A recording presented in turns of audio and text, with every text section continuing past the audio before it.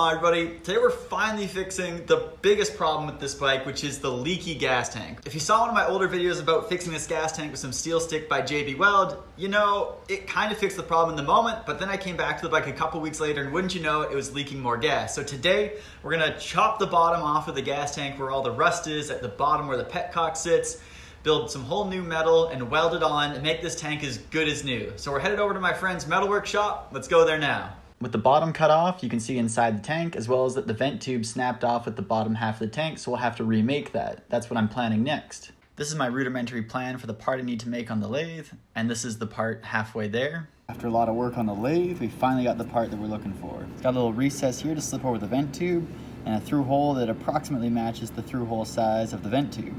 You see, through hole fits on top.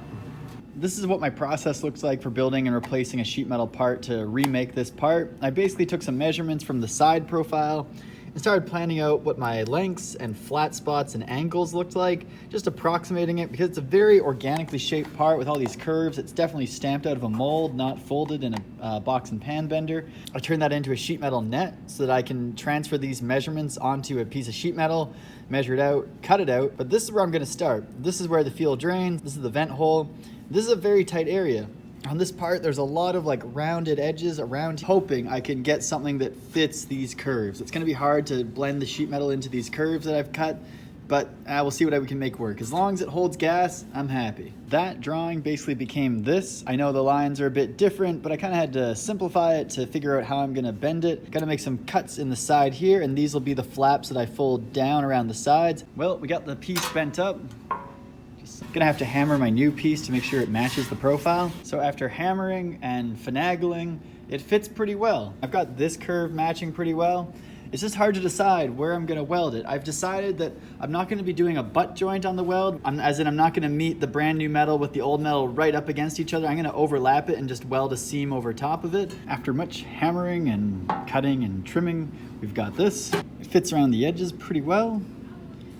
Now, to replicate this piece, which is just like a spot welded on piece of plate that gives some threads for the petcock to grip to the tank, I'm making a little plate here that I'm gonna tap some holes in, make a clearance hole for the tubes to poke through. It'll get attached here and welded to the inside of the tank so that it won't go anywhere. As it goes with most custom work, this was not easy. You ended up having to use a plasma cutter to blast out the hole.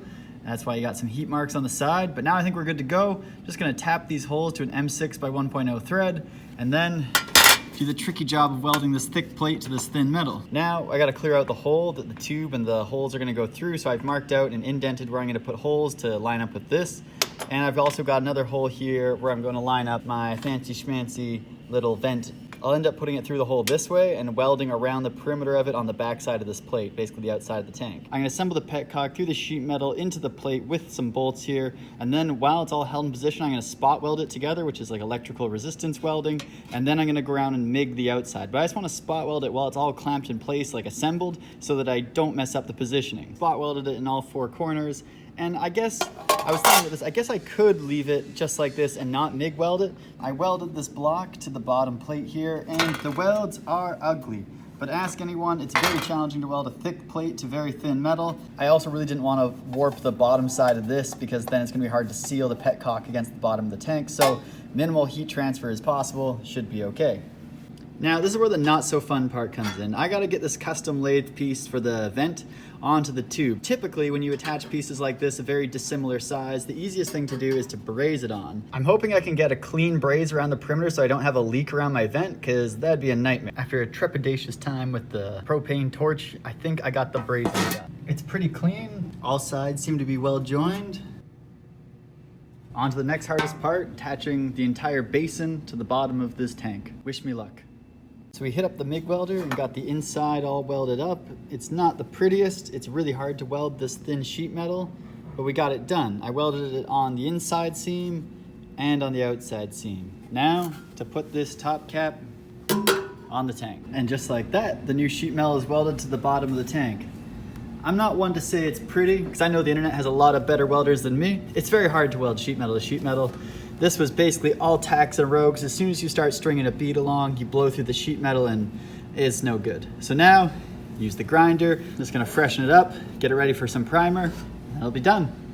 So we got the gas tank all sealed up, ready for paint. I've sanded all the surrounding area. Any bits where I just nicked it with the angle grinder, I just sanded it up, masked it off, cleaned it all. Time to paint it. Got the gas tank all painted up now. It's just drying.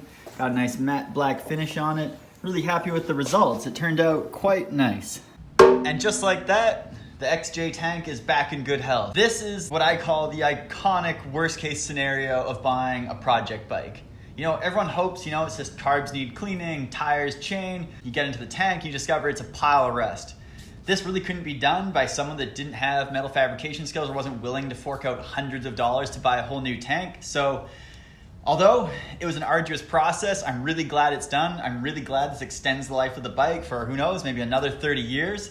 But I'm just so glad we've got past this hurdle and I don't have to worry about gas leaking out of the bike ever again. I got a new gasket, brand new, that I ordered for the petcock, so that'll seal all well. So if you appreciated seeing the fabrication side or the metalwork side of putting a project bike like this back together into good health, smash the like and subscribe button down below. I'd really appreciate it.